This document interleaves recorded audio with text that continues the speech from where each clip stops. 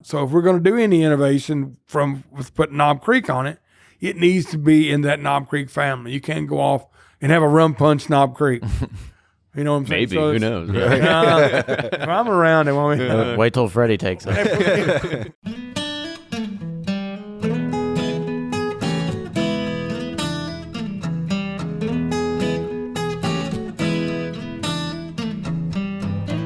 Welcome back, everybody. It's episode 254 of Bourbon Pursuit. I'm one of your hosts, Kenny, and let's talk about some new releases. We have touched down in Texas. Yes, our first release of Pursuit Series is now available in 5 different specs retailers across the entire state. Episode 26 is a 15-year-old Tennessee bourbon, our tasting notes, our brown sugar churros with a chocolate caramel dipping sauce. It's got me thinking about dessert already. So listen up, because there's only 5 stores carrying episode 26 across Texas. And it's only at specs retailers. So you've got Dallas at 9500 North Central Expressway, and Fort Worth at 2750 South Hewlin Street, Austin, Texas, 4970 West Highway 920, San Antonio at 5219 Dezavala, and Houston at 2410 Smith Street. Happy hunting, Texans. With more Pursuit Series news, episode 24 and 25 are now available on sealbox.com. If you're looking to get your hands on another bourbon with a high age statement, episode 24 is another 15-year-old release that can be shipped nationwide. And this one, it's all chocolate milk.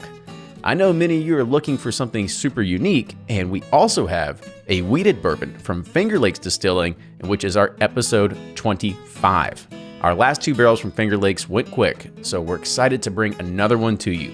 So go to sealbox.com, search for Pursuit, or you can go to pursuitspirits.com and click the Buy Now button on our website.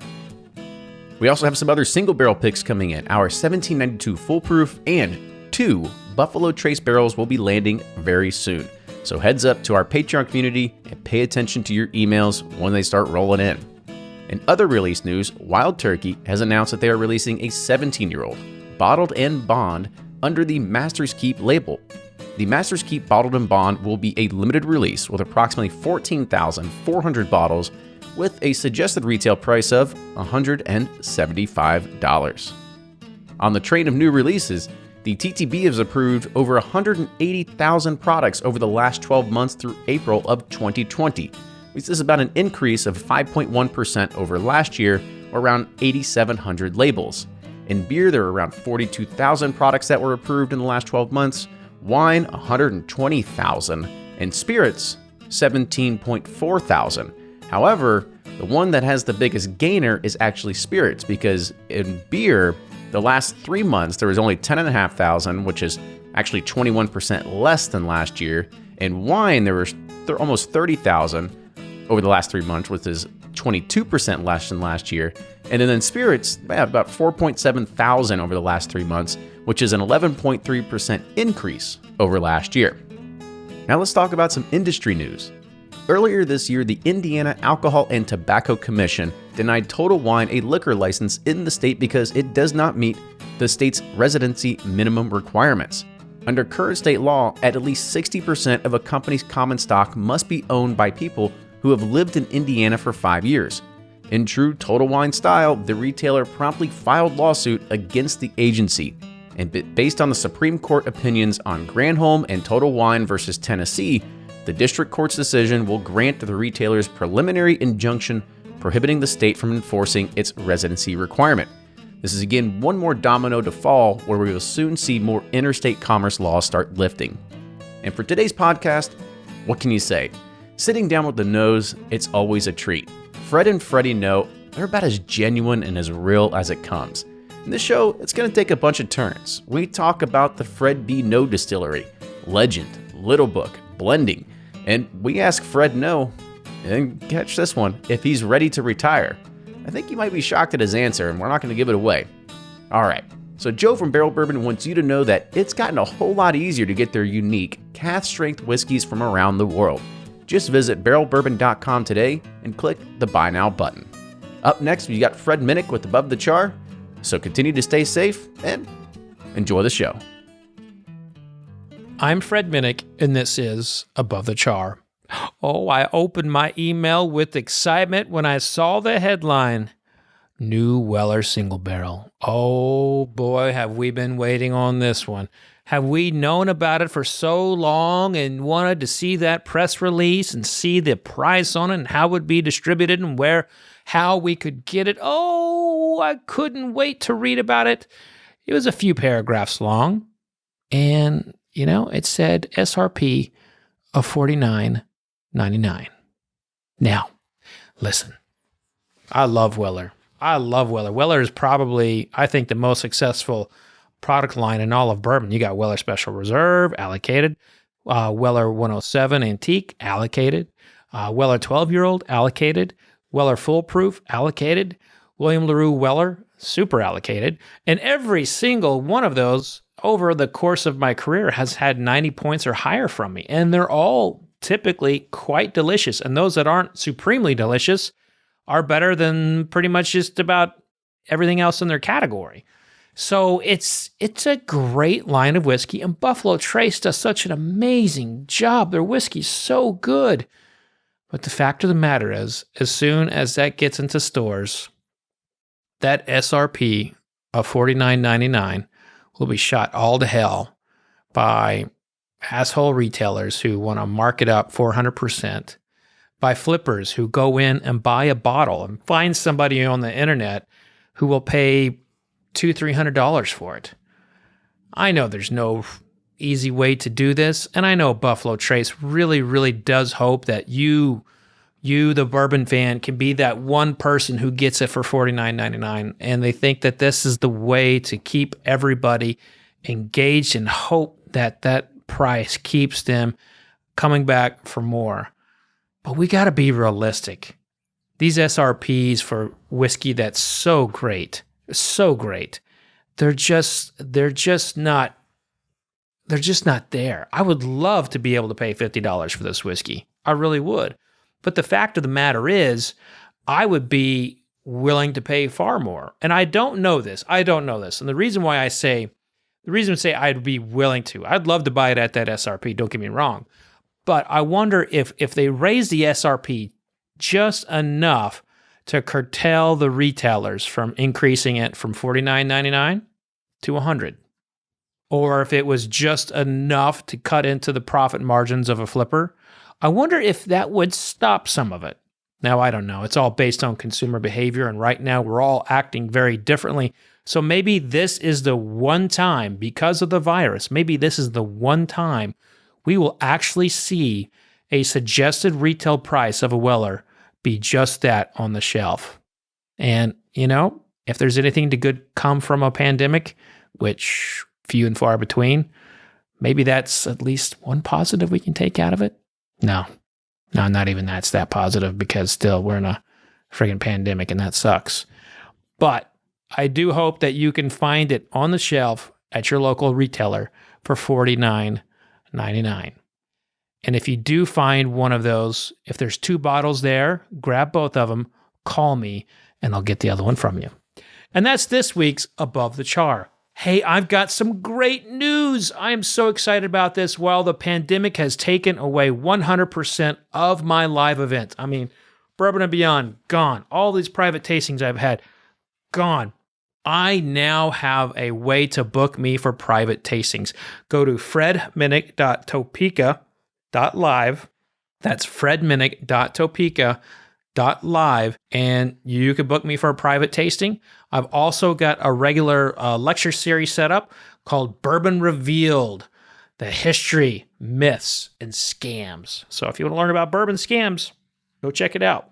But that's this week's Above the Char. Until next week, cheers.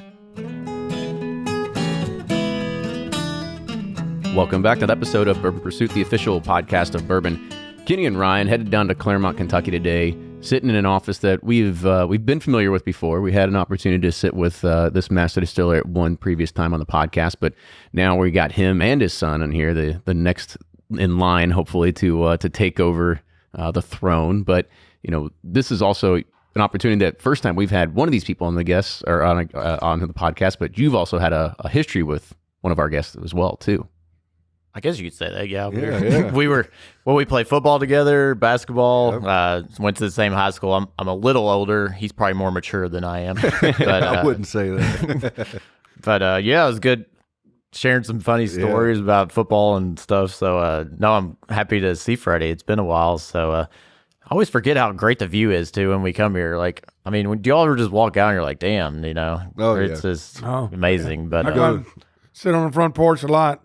Yeah. Especially when I get away from emails, just go out there and sit. Yeah, marinate. See what's going on. So. Especially when the sun's shining and it's a nice day.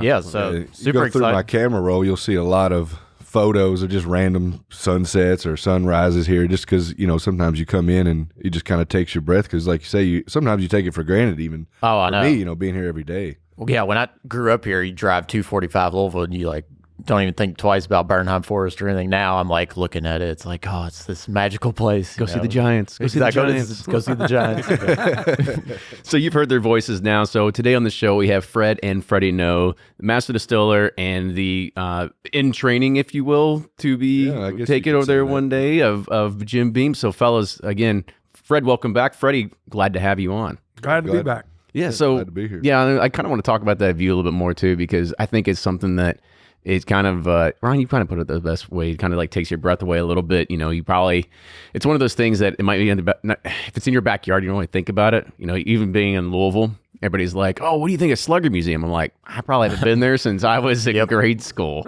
I was like, you just don't think about it when it's in your backyard. But it's awesome to finally come up here.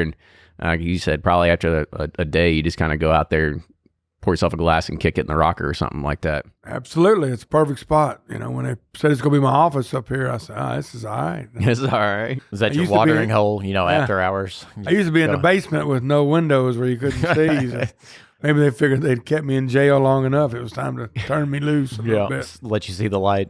When did that happen? When did they, where were, because so anybody that's unfamiliar with the grounds, the visitor centers, catty quarter to this bigger white house that you see over here, when did the move happen?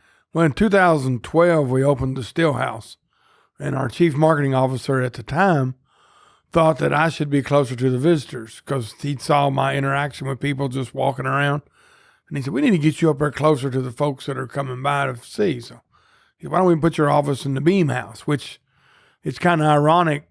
Baker Beam, my cousin, gave me a picture of me in the same room where my office is, when I was 2 years old, sitting in my dad's lap with my mom. So it's kind of like he said, you're coming home. It's full circle, so huh? It's come right back to where I was when I was 2 years old. And actually my desk sits just about where that easy chair was Booker was sitting in. And let's be up here real close. And Beam Baker actually lived here in this house. He was the last Beam family member, and we turned it into offices and a conference room upstairs. So in 2012, my office came from below the hill to the top of the hill. So my vote would have been the Knob Creek House, up by the lake, get away from everyone, get a nice lake view. When they redid the house up there, I said, this ought to be my office. They said, we'll never find you. Said, you're never right. come down. You're like, that's the point. Yeah. Well, so I guess I don't really know about the Knob Creek House. So where is the Knob Creek House? Or I'm assuming it's by Knob Creek, but. No, actually, it's on the property here at Claremont, and it's kind of funny how we acquired it. We went into it. It was owned by the Everback family, which owned the Cadillac dealer in Louisville back when Jim Beam was still running the distillery. And I guess they had signed some kind of a agreement that we could utilize that water source. There's a lake back there. Use that water source when we needed it for distillation purposes. And somewhere that had gotten lost. And so in the, early 90s? I think it was like 92 or 93. We ended up buying this property to gain access to the water. And then through purchasing it, we actually found out that we already had right of use of the water. So we didn't really need the property after all. But the Knob Creek team put up some money to redo the house. The house was kind of falling down because, like I said, we were there for just the water. And now it's kind of turned into kind of a little getaway place we've got up on the hillside. On the other hill, we're on one hill. If you go back down the plant and up on the other side. Is it on Airbnb? It was the White House they're on there on Airbnb. So it's a pretty cool place. It's got a nice lake there in the back. It's up, as we say, kind of up in the holler. So there's not much Not much going on up there. Dad's kind of got a little funny story about some people that stayed. It's kind of good. I've only I can't wait heard to hear this I've one. only heard 2 complaints, in the whole time, because we let customers who are coming in to purchase barrels or, just coming to visit the plant to stay there. It's a 3-bedroom house, and there was a group from New York, bar owners, and I went up and visited them, and they got them settled in and left next morning. They came to the office. I said, "How was it?" He said, "I don't know, man." He said, "It's too dark and too quiet." I said, "I guess if you come from Manhattan, You're like, that you have would to be." put like sound machines up there slinging, Yeah. sleep. I You're guess when used you to all come that from New York, noise. you're used to horns and Yeah, that's what they say. sirens, and then up there's no street lights. Yeah. So I mean, it's dark when the sun goes down. It's dark, and I said, "Well, we could have had a lot of fun with them. We just snuck up there and pecked on the window Yeah. or something, It's funny you say played a banjo in the background or something." really get them scared. Right? They were scared enough as it was. It sounded like, but I'll have to read the review on Airbnb. Great place, lake, but too quiet. Too quiet. whoever, 3.5 stars. 3.5 stars.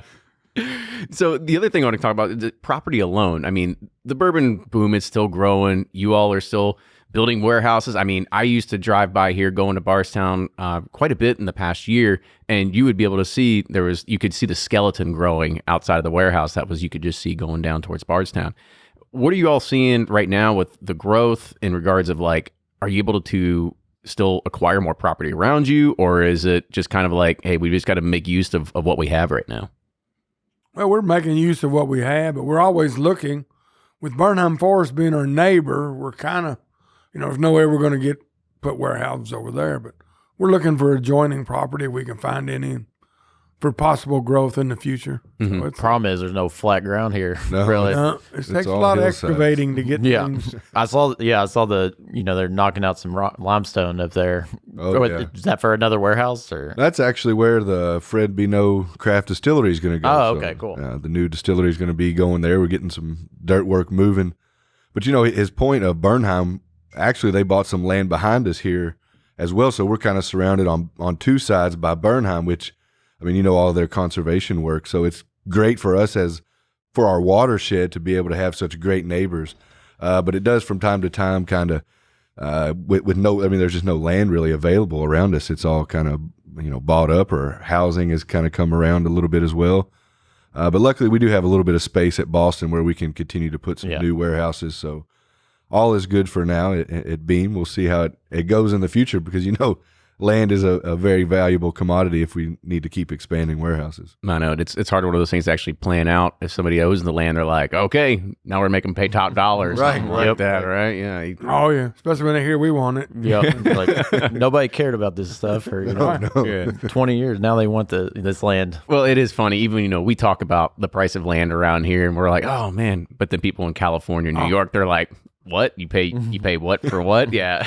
Exactly. 13,000 an acre. What? That sounds crazy. Yeah, it sounds too cheap. They're like, yeah, we pay that in a mortgage for 1 month or something like that for some of the places. So kind of talk about the Fred Noe Distillery. Like, what's the grand plans for it? What's the idea for it? Yeah, I guess I'll kind of start on that one. It was an idea that I had, I guess, really as I was working on Little Book and really getting into kind of product development. I noticed that, with blending, there's so many different aspects that you can go into and drive different flavor through bringing these different streams together. And so as I was actually sharing the first batch of Little Book, coincidentally at my grandmother's bereavement, actually, our CEO had come down and we were just chatting, after it was over. And he says, "Is there anything on your mind?"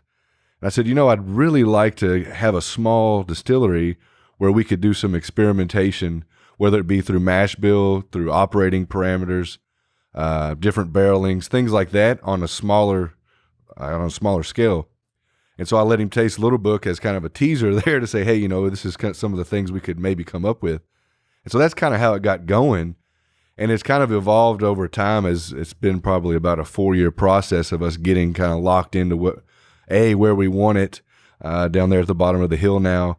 And then kind of what it was going to serve its purpose. And so we're going to be pulling in the Booker's and Baker's production and kind of basically anything that is in our small batch or super premium category will be made in this distillery once we get it up and going. But it's also going to serve as kind of a playground, as he said a couple of times, for myself and some of our R&D team to really get in there. And for me, it's a lot about learning about our current whiskey even, having the opportunity to get in there and put, new probes and things like that. As you expand distilleries, a lot of times your eye for experimentation kind of goes to the wayside, and it's more about production needs. And that and consistency and everything like that. You're exactly right, quality and consistency.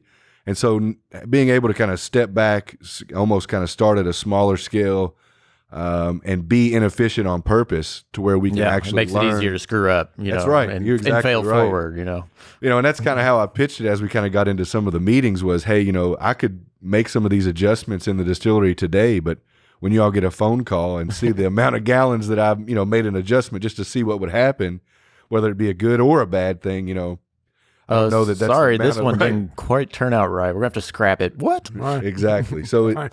giving us a good opportunity to be able to explore a lot further as we try to look to expand the American whiskey category. That was actually, you just kind of answered my next question, because I was about to ask, well, why couldn't you just experiment with something else at this? And then you just said it's basically because of the larger production. So if you want to change a different ratio of the corn to the rye or anything like that, then you're Throws kind everything off. Yeah, you're kind of stuck with it for the next X exactly amount right. of years, right? You're exactly right. I think a lot of it comes down to having that smaller batch size to be able to do some of those things, whether it's tweaking the grain or even, we have a lot of unique vessels in our distillation system. We utilize some of them. We take some of them offline for some of our products. But as you said, at today's time, if I wanted to adjust that, for Bookers, we bypass a retention tank. If I wanted to bypass the retention tank and something else, essentially I haven't been making Bookers. It's an experiment, and we're pretty tight on still time. As you know, bourbon is just can't make enough of it. So really those experiments can be counterproductive, even if you do hit on something good, because you're missing regular production to do these things. Yeah. So, Fred, what do you think about that? Are you like, I think it's it's not cool. broke, don't screw it up? Or what are you doing? Or- No, I think you have to. My dad, he was always tinkering with stuff yeah. over at the Boston plant over there, in the Booker Noe plant. And it was funny watching him. Chicago folks would come down. They always visited Claremont. This is where the conference rooms were. This is where the bottling was. So over there, he always kind of called it, I'm in Siberia. I can do whatever I want to do. And the people from the House of Knowledge, as he used to call it, they didn't know what I was doing. So he could tweak things and do things like Freddie's talking, and they never knew. So he could make something and ease it right in and try different things.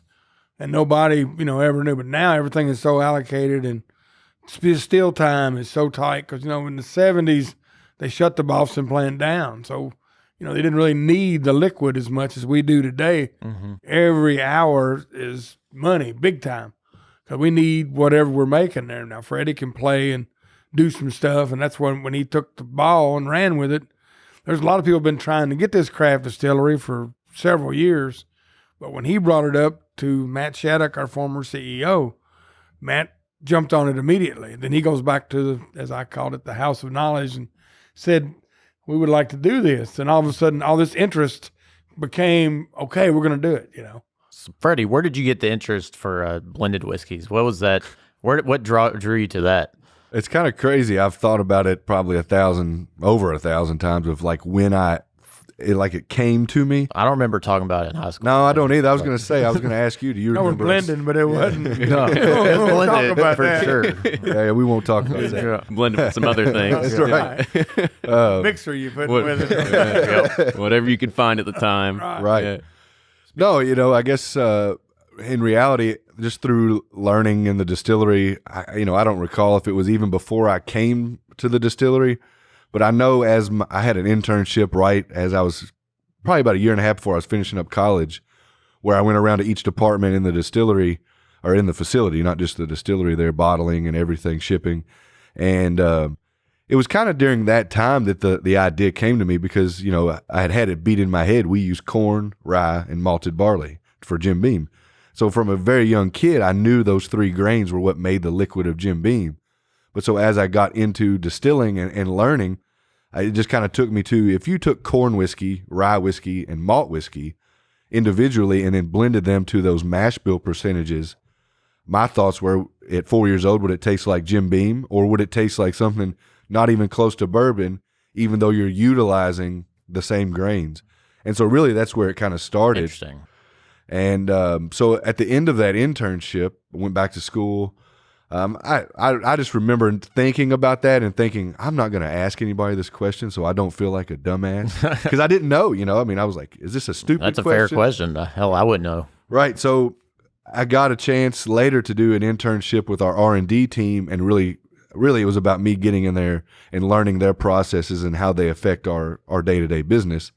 And they kind of pitched to me to come up with a couple of prototype liquids while I was there. One of them I don't really like to talk about, but it's kind of funny. Let's hear it. We'll go on and bring it out. The best part about listening to these things are things that just never see the light of day. You're right.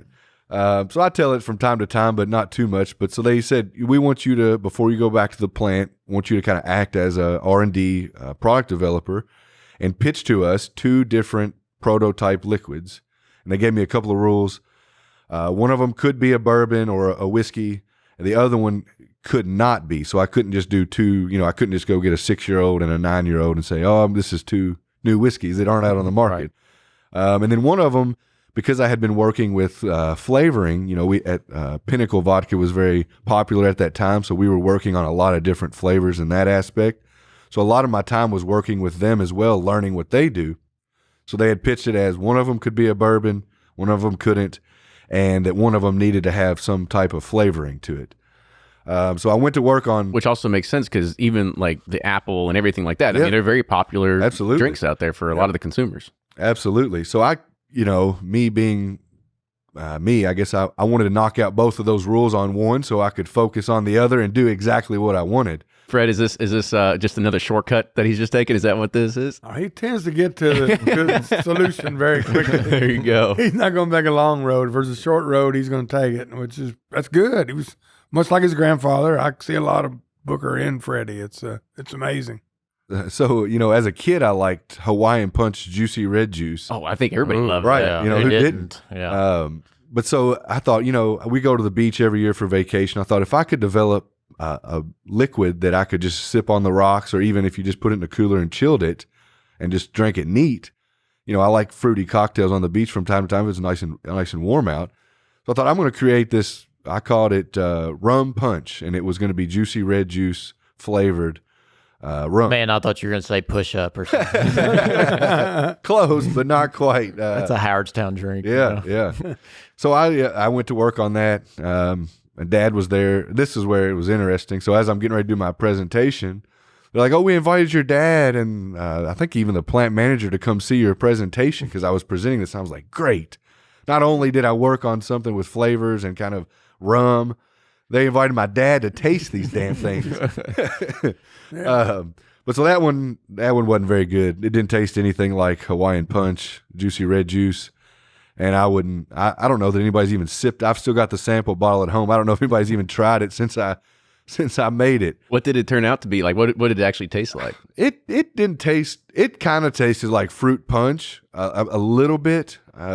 Just a boozy fruit punch. It was kind of a boozy fruit punch. Maybe you're just wasn't before your time. Like now the ready to drink category is like booming right now. So maybe it's just a few years too early. Might need to revisit it. Exactly. Yeah. One of our marketing guys gives me some shit, I guess he'll say, because he talks about a little bit. He's like, your next product's going to be that rum punch. I promise you, we're going to make sure that's the next product. Maybe you in a tiki shirt on the can or something. Don't give him any more ideas. Yeah. He's got plenty on his own. But so that's kind of, I thought, got that one out of the way. I was walking around up there at the lab and I seen some samples of 4-year-old corn whiskey. Obviously, we had 4-year-old rye whiskey. And that's kind of where that thought re-sparked in my head was, I'm going to try this blend that I have been thinking about that I hadn't really talked to anybody about. And so that's kind of how it started. I created what I called it was Jim Beam Blended. And it was a 4-year-old corn whiskey blended with a 4-year-old rye whiskey and a 4-year-old malt whiskey blended back to the percentage of the Jim Beam mash bill. It wasn't very good either. It was very corn forward, with our Sounded rye. great in theory though. Yeah, like no, a brilliant idea. I was excited. And it, to be dabbling in blending, I already had a good idea, with the mash bill percentages. that I was going to do these certain percentages. So it was a little bit simpler and then some of my blending has become as I've worked on Little Book, but it really opened my eyes because that one wasn't that great. But I tweaked it a little bit as I was in the lab just to see if there was any differences as you changed. And that's really what sparked my interest in blending, was getting in there and trialing something that I had kind of had in my head and was really honestly a little worried to share it because I thought it might be a stupid question, but I kind of come to learn that there's not a lot of stupid questions. Sometimes the most simple question can lead you to some great things. What's kind of like the hardest part about blending that you've really found out? Like, is it just you end up trying something, you're like, this ain't gonna work, and you got a bunch of wasted product? Like, what's the hardest part you figured out about blending so far? I guess for me the hardest part is, or I guess the most challenging would be, if you've got 4 liquids and you put them at 25% each, by doubling up on one, or doubling a little bit, not doubling, but adding a little bit more, say 10% more of another, and dropping percentages, it's not as apples to apples as the flavor being closer to the original one stream. Mm-hmm. As those liquids kind of mingle together, they really take on a different identity. And I think that's where I thought blending, if I like this at 20%, if I add 23% and I'm looking to get a longer finish, and I know the other 2 liquids I'm using or 3 liquids I'm using have a shorter finish.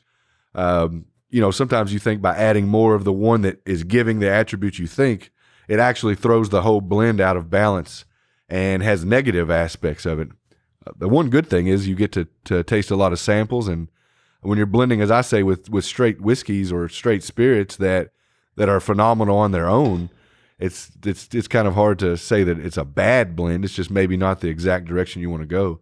So I get to taste a lot of good samples, but I think the challenging part is when you have an idea or you're trying to hit on something, whether it be, like I said, a longer finish or maybe a little more aroma on the nose, getting to those places from where you are is a lot more challenging than just maybe adding a couple more drops of this or that. And go ahead. I was going to say, after you come up with kind of your blend and it's like nailed, you're like, this is awesome in the tube, but then like, does that always translate to a bigger batch, or are there times when it gets to the bigger, like, this does not turn out like they it? always tell us every barrel is a little bit different. It is, and I think we do a really good job. After I've got to a prototype in my test tube there, we'll go out and get some more samples of different barrels from the same lots that I'll be utilizing for Little Book or whatever we're working on, just to make sure that, because when we're doing a small blend, you could go get 1 barrel of each liquid and you could blend for months because, it's just 1 barrel.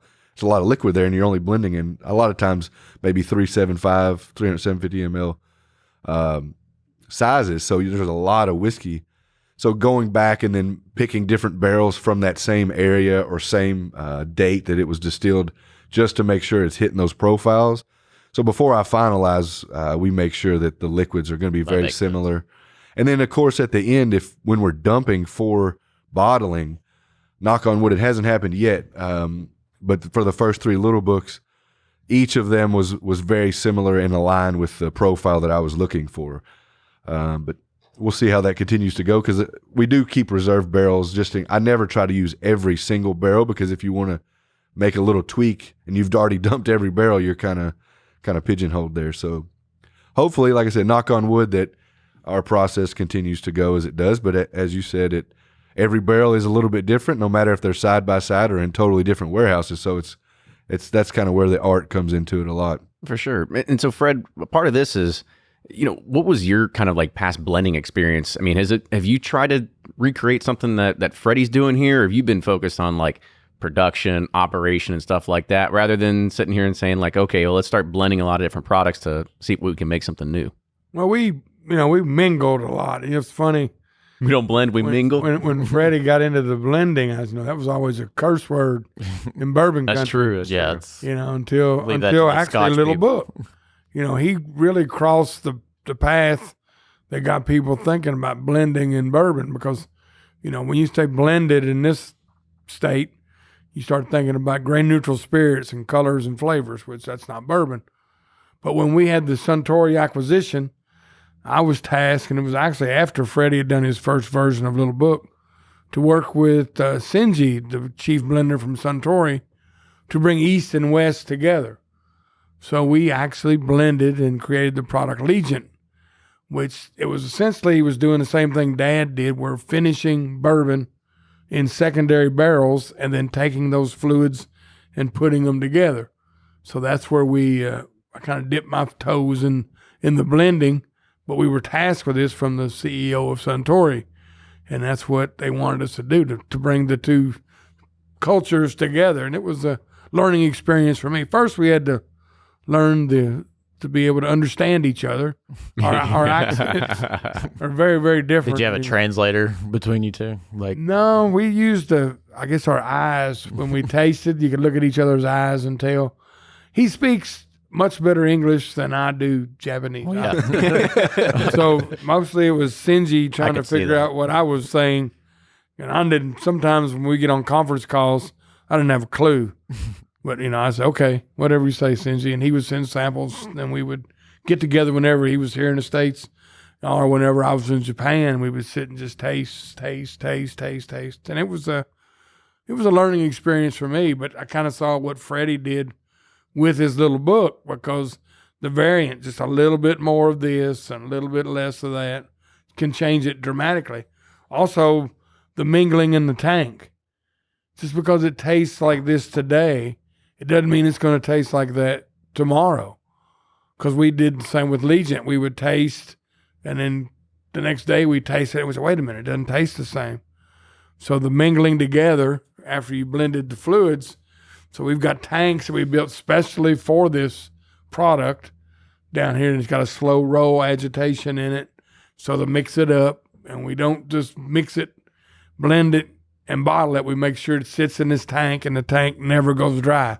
Some of the techniques that Sinji uses in Japan, which over here before, when we filled a tank with liquid, we ran it dry, and then we came back and did it again. We never left heels, as we called it, in there and dumped it on top of them. I mean, is that the same thing as considering it like the Solera method, what usually people call it in regards to that? Maybe a little bit, but we don't let it go completely dry. Be a little bit left and just dump it on top. So that's all new. And then we had to train our operators here at the plant because they weren't used to that kind of technique on production.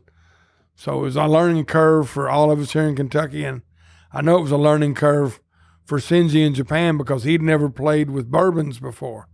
He was amazed at the temperature here and the finishing, how quick bourbon will take on the flavor from, say, a red wine barrel or a sherry cask. He was thinking maybe 2 summers. Well, after one, we'd already picked up flavors that he was ready for. So it was, like I said, a big learning curve. Just like Freddie's learning with his, we learned a lot for this Legent. And so it's been fun to watch and to get involved even late in my career, to get to do a little blending and play with it. And it makes me appreciate more what Freddie's been doing, because I understand it's not just dumping things together in a graduated cylinder and saying, well, I want to do 20% of this, 30% of that. And as long as your numbers add up to 100, then you're good. No, that's not how it works. It's trial and error. And then what strength do you bottle at? I mean, there's a lot of variables that you can change a lot by just a little bit of water, maybe, or your finishing times. It was a great experience for me. I just realized I've been saying it wrong the whole entire time. I always said Legent, right? So Legent. Now at least I'm starting to say it correctly. I don't know if that's a legitimate word or not. Our marketing. That's Fred's way. It's coming from the gospel of you right now, so that's what I'm going to Well, take. you start talking about the gospel of Fred, you might be in trouble. Send you down some dark paths. Very, very dark path. So kind of also talk about the time commitment that went into that, because I mean, you just said that there were times when either he was coming here, you were going to Japan, you're mailing and shipping samples back and forth. Like, what was I'm assuming it was at least had been over a year or two ago. Somebody said, hey, we're going to go ahead and do this. But how long did it really take to actually start from concept to finalization? There are more craft distilleries popping up around the country now more than ever before. So how do you find the best stories and the best flavors? Well, Rack House Whiskey Club is a Whiskey of the Month club, and they're on a mission to uncover the best flavors and stories that craft distilleries across the U.S. have to offer. Rack House's box ship out every 2 months to 39 states across the U.S. In Rack House's April box, they're featuring a distillery that mixes Seattle craft, Texas heritage, and Scottish know-how. Rack House Whiskey Club is shipping out 2 whiskeys from 2 Bar Spirits located near downtown Seattle, including their straight bourbon. Go to rackhousewhiskeyclub.com to check it out and try some for yourself. Use code PURSUIT for $25 off your first box. How long did it really take to actually start from concept to finalization? 3 years. Mm-hmm. I mean, we would have meetings like just to talk about it before the product, while the product was in the secondary barrels, and they would incorporate the CEO from Suntory talk. And we were in one meeting and all the marketing folks had presented their, what the bottle should look like and everything. And they went around the table, I started. Talk was sitting right beside me, just like Freddie is here, So I started and it goes counterclockwise. When it gets back to him, he said, no, I don't like what you're doing.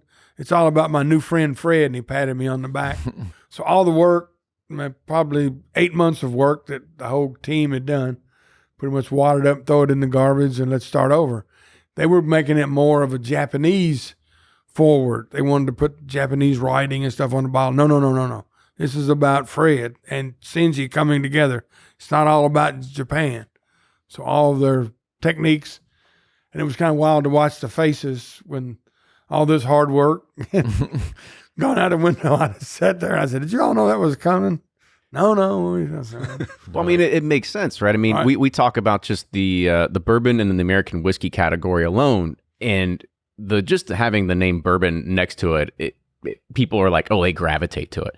And if you were to try to take a product and try to sell it into, not only your backyard, but into an American market and put Japanese letters on it and all this kind of stuff, it might not have that same effect to the consumer at the end of the day. But that's what Talk really wanted to do, was show that we could use the Japanese blending techniques with the bourbon making techniques and bring the two cultures and things together and create a product that was really a collaboration between East and West, and not just, Shinji doing it with our whiskey or me doing it with him telling me what to do. So it was a true collaboration, which was fun. And Shinji and me got to be good friends.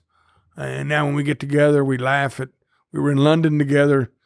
People see us talking and we kind of, just, it's amazing. I'm a pretty good sized fella. He's not a real big guy. So we look like the odd couple when we're together, and we play off each other. And Shinji always says, learning to understand Fred was the hard part.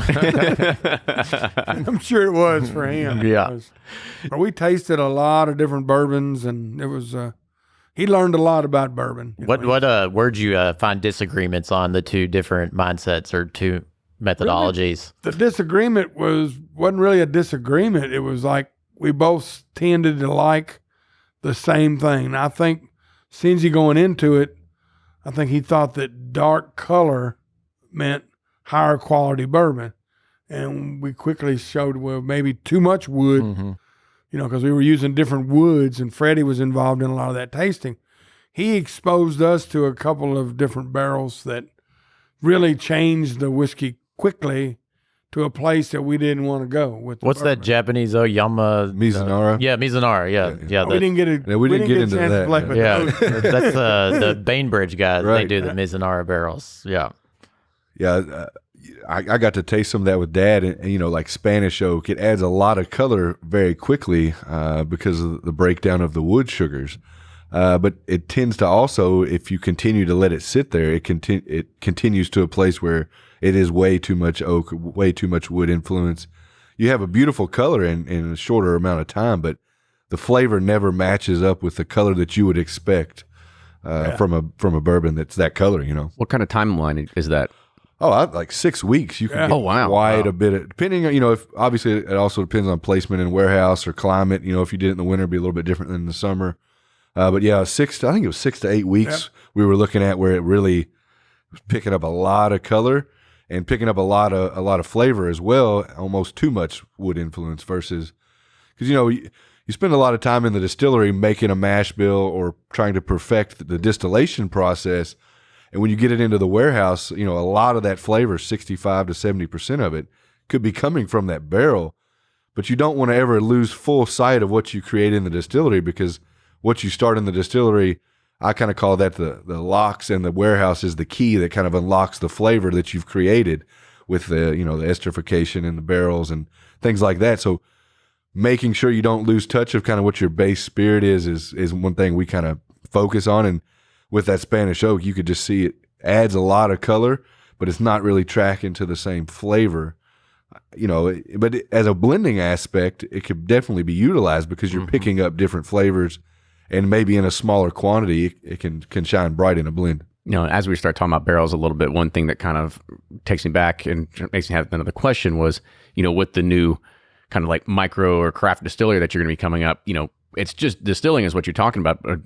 Think about messing with barrels as well. I mean, absolutely. Okay. Absolutely. I mean, that's one thing that people always look at. They look at everything in the process. It's everything from, you know, distillation to maturation. So what kind of ideas do you guys have kind of rolling in your head right now? Yeah, you know, just to kind of go back to my first point about the distillery of, you know, what we're doing today and having a better understanding of that. I think to your point, you do, when you're looking to create something new, it is about tweaking one piece or maybe multiple pieces of a process.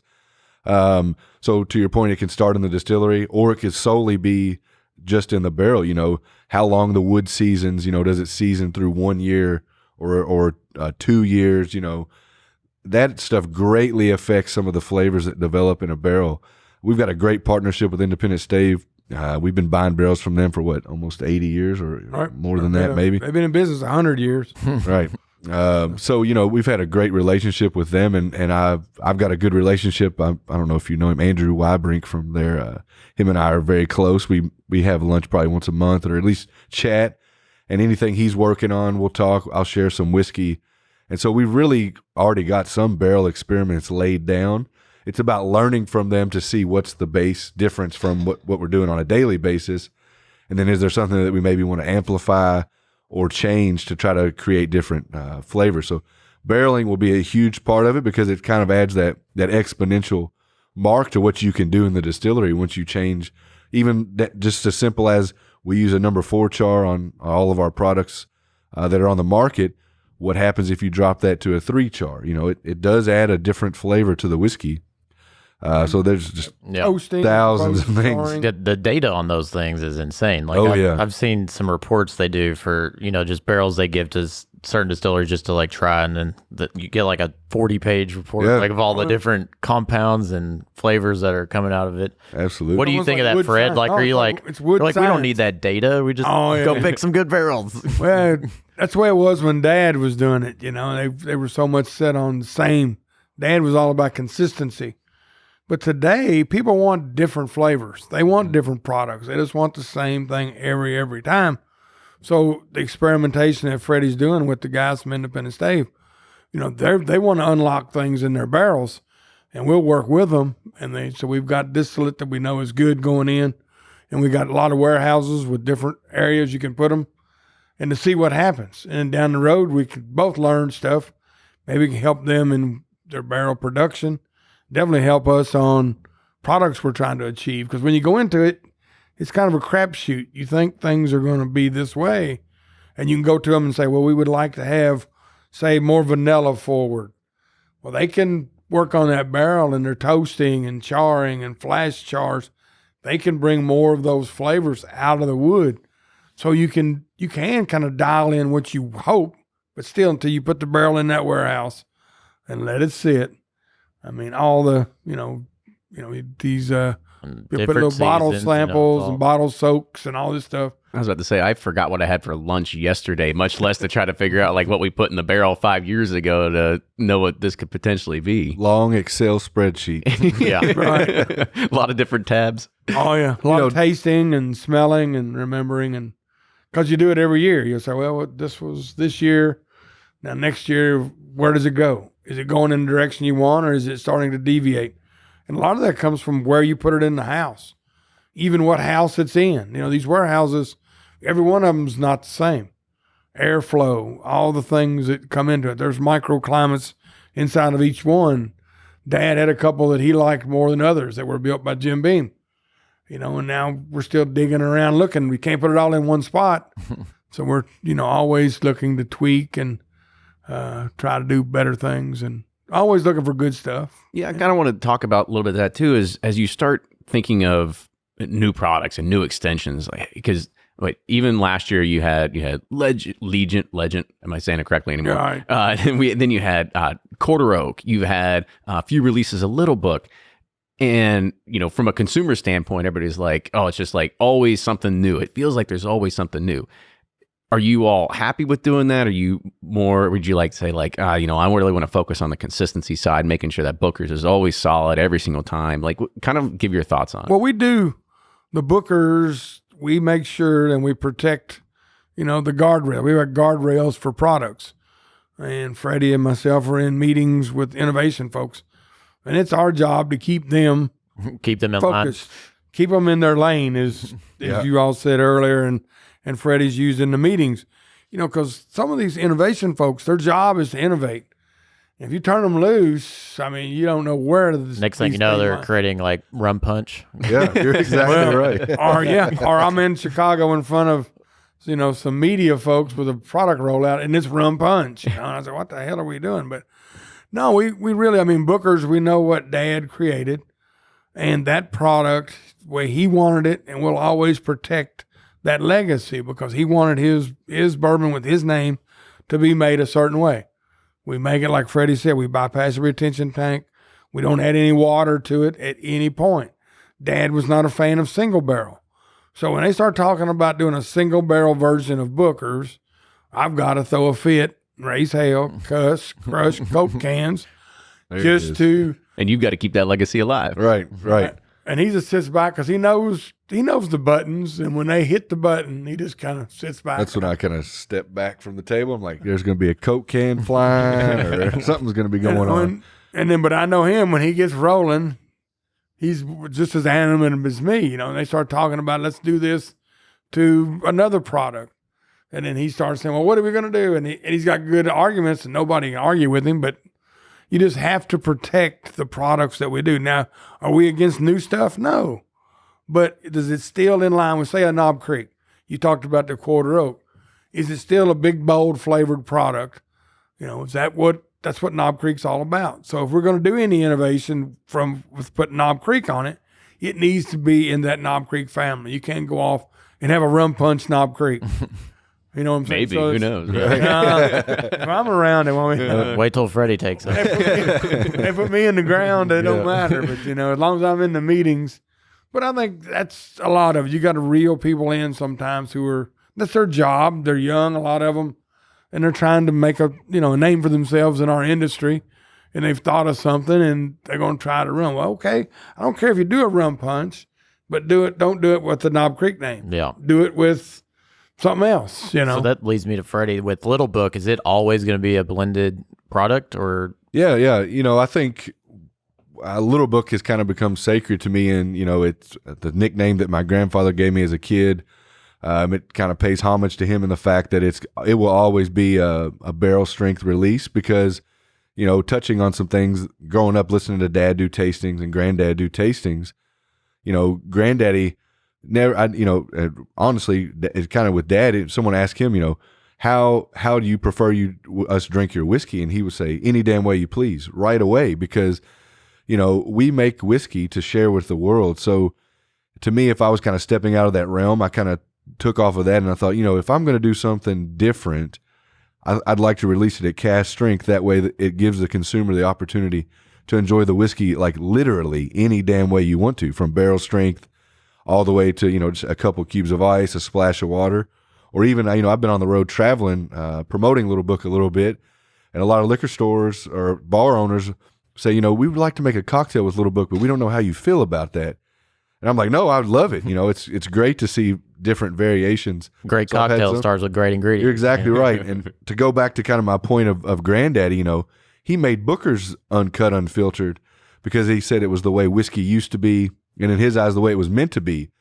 Before Prohibition, a little bit before Prohibition, we didn't have bottles or labels. We didn't cut anything to any proof. You would come here, get your quart jar that you brought with you, and you would just fill it up straight out of one of our barrels. And so Granddaddy with Booker's really wanted to get back to the way whiskey was. Maybe So you can bring that one back too. Yeah, yeah. Yeah. You know, we've thought about that in some marketing stuff. Is there a way to, you know, bring your bottle back and have it filled for a discount or something, you know, for Save that for nickel recycling? from Right. Right.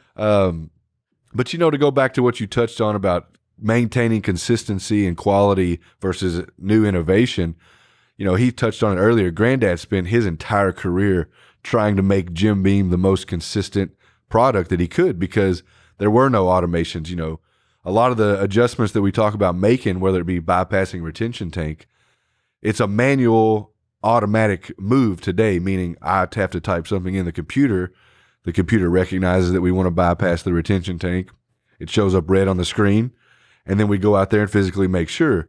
Whereas Granddaddy would have to go out there, turn a hand valve, change this, change that. So the automation has kind of helped us keep the quality and consistency from the still. Him and I still do a lot. He does all of the Booker's batching. I help out from time to time. But so we're always working on new things and always trying to maintain that quality and consistency. A little bit easier for us today in today's world to maintain that quality than, you know, because there's some valves on the top of the still that can greatly affect the proof. And once again, today I can just type what temperature I want to adjust it to, and then within 10 to 15 minutes, it's got into equilibrium at those temperatures. Where Granddaddy would have to walk out of the office. There might be a chain hanging from 7 stories up that he has to, you know, a ladder, and you got to shimmy up there. And so it's a lot different of maintaining the quality and consistency off the still, and so it gives us a little more flexibility on the backside to be able to kind of look through those different things and try to come up with innovations that kind of fit those guardrails. And when they don't, he slams Coke cans. And I take notes on how to slam Coke cans. So in a couple of years, I can do the same thing if I need to. You don't slice a finger while you're doing it. Right. I don't slice a finger off while I'm doing it. I got a question for you. So when we were running suicides, you know, at Bethlehem, could you ever imagine you'd be sitting here doing, or was there ever a time that you were like, this is not what I'm going to do? You know, I don't want to be in the family business. I want my own path. I'd say when we were running those suicides, I was somewhere in between. Maybe after the suicide. Yeah. I didn't want to do it. You know, as I was younger, I wanted to be a lawyer. But really, you know, in high school, when Granddaddy passed away, that's really when I kind of started to really take an interest in the industry. I was always interested in the things my granddad was doing because we were very close. And even Dad, I enjoyed coming to work with him as well. But I didn't really even know what it meant. You know, I knew Jim Beam was my great-great-grandfather. I knew that Jim Beam was the world's #1 bourbon. But outside of that, they really let me be a kid. And so younger, I wanted to be a lawyer. And then I found out you had to go to school for an extended period of time. It's a tough one. And it's hard. if you know his track record, it took him a little while to get out of college, and it took me a little while as well, just with a general business degree. So that kind of went away. And right around, but even when I was saying that, Granddaddy was excited that I wanted to be a lawyer because it's something that I wanted to do. And before he passed, he said, you know, you might get some pressure to come into the bourbon industry just because of who you are. But he said, as long as you're doing what makes you happy, just always know that you know, I support you, whether I'm here or not. And so right after that, he passed away, you know, and I mean, it felt like thousands of people came to his bereavement. And I heard stories of how, you know, I just had a drink with your grandfather, or, you know, I worked alongside your grandfather for 2 or 3 years, or hell, even 20 years. And everyone delivered that message in the same light of, you know, he was a very passionate person. He loved being around people, and he loved sharing your family's whiskey. And so at that point, it kind of became a no-brainer to me to be able to continue on this legacy. I mean, like I said, it was a no-brainer. There's just so much history, and to be able to continue on and talk about, you know, stories of Dad, stories of Granddad, even some that Jim, you know, passed down from Jim Beam, and to know that 8 generations of one family has continued to stick to this because, you know, we love each other and we love the industry. It's really cool. You know, this year's our 225th anniversary. It's just crazy to me to even say that.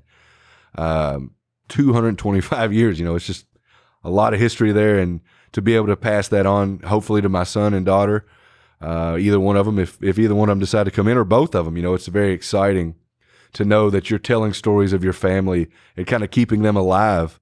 One of my good friends died when I was 19, and his parents said, as long as you boys keep their memories alive, they never die. And I've kind of kept that mantra to me ever since, you know, not only with him, but But also I've kind of taken that to this industry of, if I continue to talk about granddaddy or dad or even Jim Beam or Jacob Beam, you know, their memory stays alive, and essentially they stay alive and live on with me and hopefully with my kids as well and future generations. That's fantastic. That's a great story. And so, Fred, I'll kind of lean this over to you a little bit. You know, as Freddie is being groomed, I mean, how many more gray hairs or how much hair does he have to lose until you feel like you can kind of like start moving that crown over into his direction? Oh, he can take it right now. Oh, yeah? You're ready? Don't say that. I'm not ready yet. I still like having him around a lot. Now, I've been stepping back, and I've been telling the company for many years, you know, you talk to him. I mean, he's the future. Are you ready to retire? I'm always ready. Yeah. I mean, I don't think I'll ever be like, it'd be just like my father. I mean, we'll still be entertaining and doing things, but as far as day-to-day work and sitting in front of a computer doing emails and all that, if it's entertaining customers, that's cool. I'll do that. The travel, you know, I'm getting to where the travel is more of a pain than it used to be. And try to get from one terminal to the next. Right. Yeah. Right. You know, like going overseas and stuff. But as far as the day-to-day work, you know, Freddie's on top of it. I'm here if he needs me. He doesn't, you know, I'm ready to, you know, pass it on to him. And he's shown that he's doing a good job, and he knows what he's doing. You know, and I guess one other question I kind of want to ask about that as well is, do you want to, what is your ultimate goal for retirement? I mean, we know what Jimmy Russell does, right? He's got his scooter. He wants to hang around at the visitor center. He wants to sign bottles. He wants to meet people. I mean, is that what you want to do on a daily basis? Or you say like, yeah, you know what? I really like watching The Price is Right. I might. The Price is Right. I've got a lake home down at Barron River. I could see myself sitting on the back porch, watching the water and going out on the boat and maybe trying to catch a fish or two. And, you know, if something's going on up here and they need me, I could, you know, in an hour and a half be right here. And Freddie needs me to help him out with, you know, entertaining or, you know, media stuff. I can tell stories, but it's every day. I don't think Jimmy now, he's the warrior. I mean, every day I can see myself coming down there maybe once a month or twice a month, hanging out and talking to people, signing bottles. But as far as every day, no, I don't think I've been doing that for 36 years now. Yep. This is actually a funny question I just kind of thought of. So, you know, Freddie, you talked about you having kids. Mm-hmm. What's your grandpa name? Are you grandpa? What do you go by? Papaw. Papaw? Oh, yeah. That's Papaw's Once they Nelson figure County, out- man. Yeah, It's everybody's designated Papaw. As soon as little Booker just says, Papaw, I want, we're in business. Yep. That's bad. There you bad. go. And that's I think that's part of retirement. I mean, Right. we both have kids, and we've got parents that are getting ready to retire as well. And you know, they're more ecstatic just about hanging out with grandkids more than anything. Oh, Yeah, yeah. they don't care about me. I like I like just watching little They don't even Booker. say hi when they walk in. They just go straight to the Straight to grandkids. the kids. Yep. Yeah, oh yeah. I mean, we live next door. You know, homes are next door to each other in Bardstown.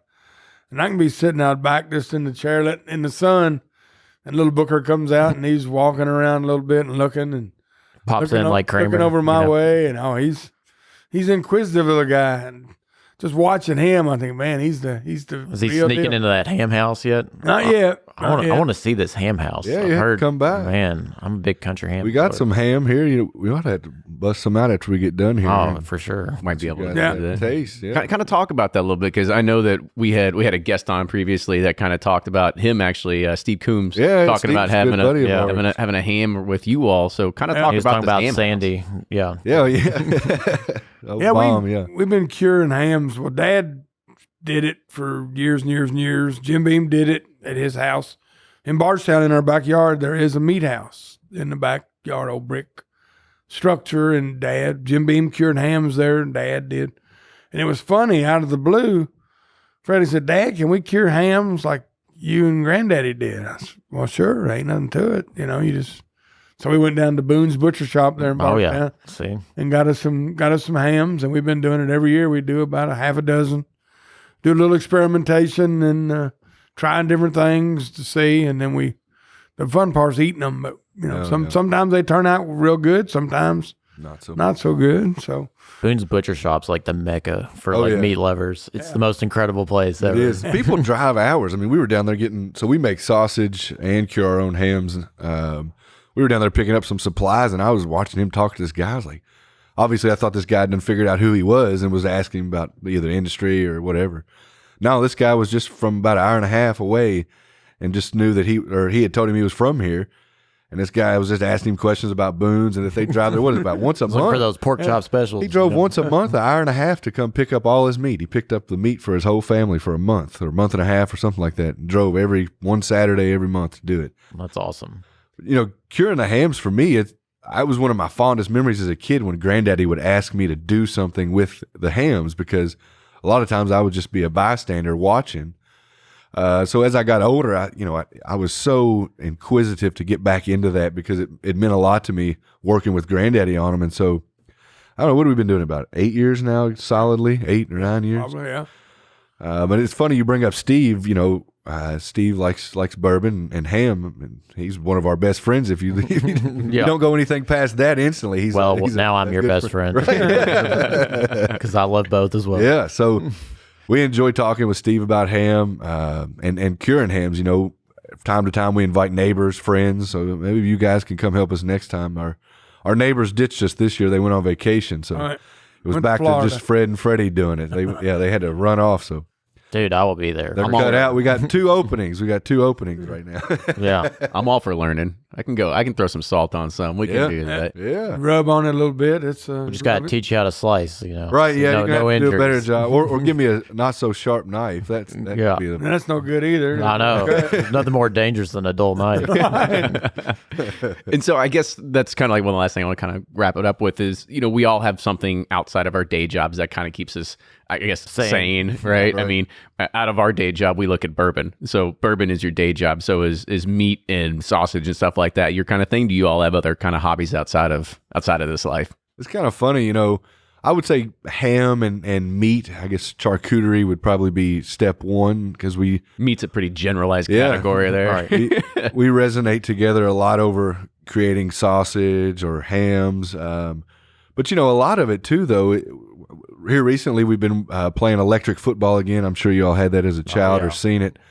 We just one night we're talking with the neighbors and it come up and we bought a board and now we've been eBay, man, or no, Amazon. Amazon's talk about amazing when it comes to that. You can get it next day, boom. A little too easy. A little prime action there. Oh, yeah. All right. But yeah, I would just say, we get together in his man cave there in the back where we do a lot of the ham prep and then in the meat house, just talking and hanging out. I think a lot of it is just him and I kind of getting together. A lot of times we'll even talk about bourbon. I think, when it is a big part of your life, whether it be the actual liquid, like yesterday we were out in the man cave. I was letting him taste some young whiskey that I had created, and it's about 2 years old. I just wanted to let him have an update on it. But then other times we'll just watch football or sports. We're big sports guys as well. So a lot of it, though, it's around, how are we coming up with new things to whether share with consumers. He was like, your boy LDB got in trouble. Oh, yeah. He gets on me about my Cleveland Browns guys. Yeah. OBJ getting out there. Or OBJ. Yeah. Giving out cash or whatever he was doing. Maybe he is an OBD at the end of Right. ODB. Yeah. Right. I give him a hard time. He's the NBA. I tell him it's the WWF, Yep. Thinks it's all staged. It's all scripted. I almost looked like heading that Kansas City game Sunday. I said, WWF, here we go. Down by 24 and end up winning by 30 or whatever else. Good TV. Yep, exactly. Good drama.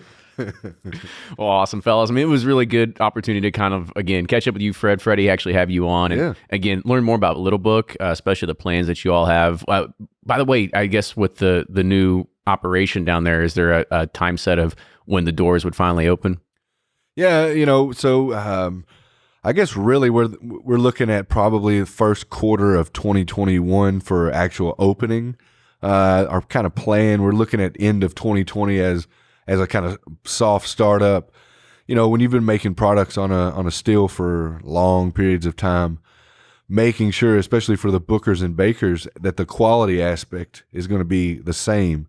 So a lot of it will go back to, instead of creating new as we kind of open this distillery, it's going to be about understanding the current liquid parameters and how we're achieving those in a different plant. Even though it will be scaled, there's still going to be operational things that will need to be tweaked in. So first part of 2021 or end of 2020, first part of 21, we're looking at doing that. And then hopefully somewhere. I guess it'll depend on how good we are at getting up and running. It could be later in the year, or it could be right there around early 2021. So we'll have to have you guys back when the doors are open and the whiskey's flowing. See what you guys think. Count us in. Can't Count us wait. in. Yeah, I mean, and I have to also kind of give you props and congratulate you on that, because it seems that you're kind of going in it's not a different direction. Well, actually, it's not an opposite direction, but a little bit different direction, because you talk to everybody else and they're like, yes, we're all growing. We're growing bigger. What's that mean? That means bigger warehouses. That means another still, more fermenters. And you're like, no, we're going to keep that the same, but we're going to try something a little bit different over here, right? So it's definitely, like I said, a different direction, but it's still growing at the same time. Yeah, I think a lot of it goes, with Jim Beam's the world's #1 bourbon. The small batch collection has been around for almost 30 years that Granddaddy created. We've always been scaling our production, and I think, you sit here in 2020 and in reality, a lot of people would say that what we do isn't craft, and to me, that's one of the biggest pet peeves I have is when people talk about craft as a size versus a craft. If you were to go, I say it a lot, and if I'm talking with people, if you go talk to my operators down there and you say you're not a craft operator, you're not doing anything craft, you might get run out of there real quick, because the things that we do on a daily basis, regardless of how big we've gotten, we've stuck by a lot of our family's traditions. A lot of them have been inefficient. We run natural fermentation. We don't use any enzymes. We still make yeast the Jim Beam way, which is a wet style that's propagated in-house. So even though we've gotten really big, we've still stuck by those things that make Jim Beam and our products what they are. And so being able to kind of go back and kind of go back to a craft size is great, because I think it'll give us a chance to flex our muscles and say, hey, just because these guys have been around for 225 years, it doesn't mean that they can't make small releases of very crafty whiskeys and unique kind of niche areas. And that's something we're really excited to do is, we've got a lot of knowledge of whiskey making. How do we kind of use that knowledge to expand the categories? And I know I'm salivating at the mouth right now thinking about what we can do. And I know the one thing that we haven't even mentioned is our partnership with the University of Kentucky. I mean, we got the James B. Beam Spirit Institute up at UK. And so really the future, Freddie, will be, maybe me if I'm still around, you'll be training the future distillers that will be making the bourbon for the future. And this little craft distillery will be they can bring folks down here from UK who want to work in the bourbon industry and want to learn more about it. And so it's opened up another realm of research and development. When you've got the resources of the University of Kentucky, it's College of Agriculture, they're growing grains, and it's just amazing the doors it's going to open up for us to be able to, the future. And I think bourbon is here for a while. It's not going to die. And it's a signature industry here in our home state. And that's what we need to do. We need to do what we can do to help, create the future. And also we might even get to recruit some great employees too. Yeah. Him touching on the future distillers, he's not just speaking for us here at Beam. I mean, we're looking at, hopefully we're educating the future of distillers for the entire industry. And I might be a little bit partial, but to learn from the first family of bourbon that kind of really got this thing going 225 years ago on their stills, and know that they're still doing it the same way. It really gives, to me, why I'm excited about it is it gives these new distillers the opportunity to kind of learn how bourbon was originated, and really talk through the aspects of bourbon that we still have from 1795. And whether you go work at a new fancy state-of-the-art distillery, or someone who, was a former moonshiner that just wanted to go legal with it and has a pot still, if you're learning here, we're hopefully giving you the tools that you can go out and maintain the bourbon industry for many, many generations to come. Well, fantastic. Cool. Well, cheers to another 225 years, fellas. Yeah. Absolutely. Thank you, guys. Thank you. Yeah, instead of people going to University of Kentucky for basketball and like Keeneland, they'll go for distilling. Yeah. Throw it in there too. I mean, you can do it all. If I knew that was an option, who knows where I'd be? Probably not in front of a microphone. Yeah, exactly. Or maybe in front of a Be microphone. hanging with Freddie more. Yeah.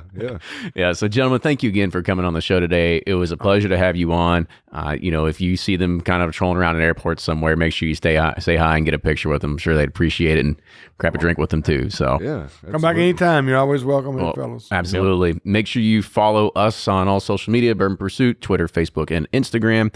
And if you like what you hear, make sure you rate the podcast, ratemypodcast.com/bourbon. And if you also like to support us, patreon.com/Bourbon Pursuit as well. Yep. Guys, thanks again, Freddie, man. It's good to see you. Good seeing Been you. too long. High school You're all reunion grown here. up, dude. Yeah. You Look at too. you, Mr. Mature over there. But no, Thank you guys for having us. yeah, it's always fun coming up here. And I love that view. Got to come up here more often. But no, if y'all have any suggestions, comments, feedback, we love hearing from our audience, and we get a lot of ideas from you, and we do this for you. So yeah, just keep those coming, and we'll see you next time. Cheers. Cheers. Cheers. Get easy.